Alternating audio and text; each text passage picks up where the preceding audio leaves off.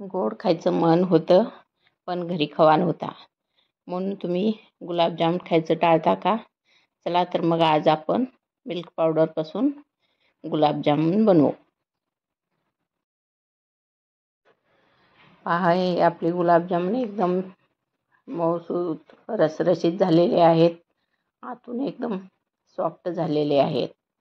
तर त्यासाठी लागणारं साहित्य पाहू. तर त्यासाठी 1 वाटी मिल्क पावडर, छोटा 1 चमचा बेकिंग पावडर, 1 चमचा तूप आणि 2 चमचे मैदा घालायचे आहे. दुसरा चमचा पण मैदा आहे. आता आपण हे सर्व साहित्य मिक्स करून घेऊ. मिल्क पावडरचे गुलाबजाम एकदम छान होतात, खव्यापेक्षाही छान लागतात आणि आपल्याला कधी करून खाऊ वाटेल त्यावेळेस बनवता येतात. आता त्यात आपण थोडंसं दूध घालून मळून घ्यायचं आहे. मळताना लक्षात ठेवायचं आहे की जास्त रगडून मळायचं नाही, बोटाच्या पुढल्या ह्याच्यानंच हलक्या हातानं मळून घ्यायचं आहे. बोटानेच व्यवस्थित मळून घ्यायचं आहे. जास्त रगडून जर मळलं तर गुलाबजामुन सॉफ्ट होत नाहीत आणि चिरा गेल्यासारखी होतात.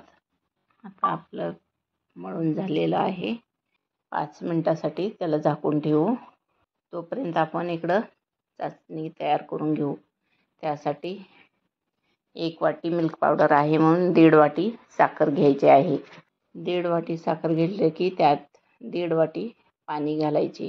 1.5 वाटी पाणी घातले की ते गॅसवर ठेवू. गॅसवर ठेवले की ढवळत राहायचे, खाली साखर चिटकू द्यायची नाही. थोड्या वेळातच आपला पाक जास्त घट्ट पण करायचा नाही आणि जास्त पातळ पण ठेवायचं नाही. पाक थोडा चाचणी हाताला चिकटत असली की त्यात थोडं दूध घालू आणि त्याच्यावरलं सगळं पांढरं पांढरं घाण काढून घेऊ. आता आपली चाचणी एकदम परफेक्ट झाली आहे. चाचणी जर जास्त घट्ट केलं तर पाक मुरत नाही आणि जास्त पातळ पण केल्यावर व्यवस्थित होत नाही. मध्यम चाचणी करायची आहे.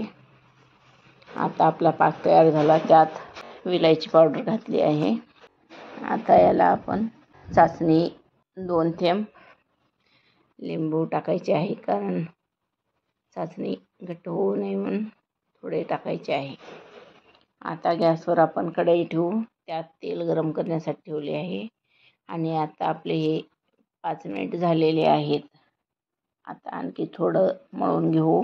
याच्यात पण थोडा विलायची घालू, थोडा कलर घालून बाजूला करू. त्याच्यात मी खायचा हिरवा कलर घातलेला आहे. 2 कलरचे जामून केल्यामुळे दिसायला पण सुरेख दिसतात आणि लहान मुले हे आवडीनं खातात. आता आपण गुलाबजामुन बनवून घेऊ. त्यात हे कलर केलेला त्याचा छोटा गोळा भरून घेऊ.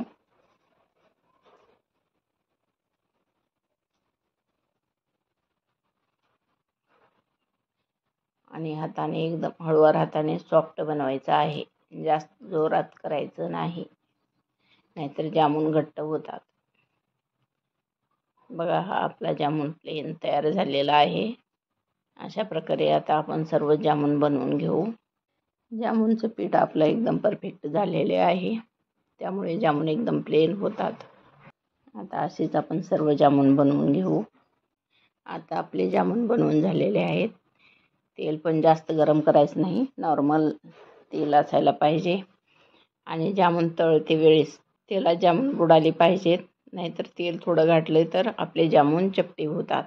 त्यामुळे खोल बुडाची कढई घेऊन जामून बुडतील असे आपण तेल घालायचे आहे.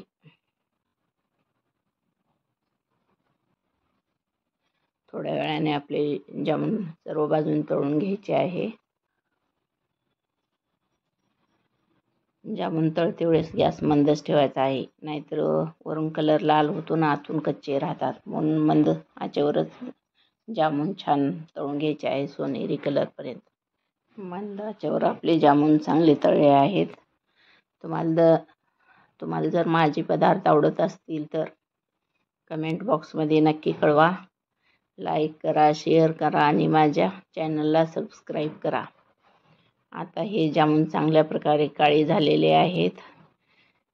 तळून झाल्यानंतर थोडा गॅस मोठा करायचा, म्हणजे लवकर कलर येतो त्याला आणि ते काढून घ्यायला पण येतात.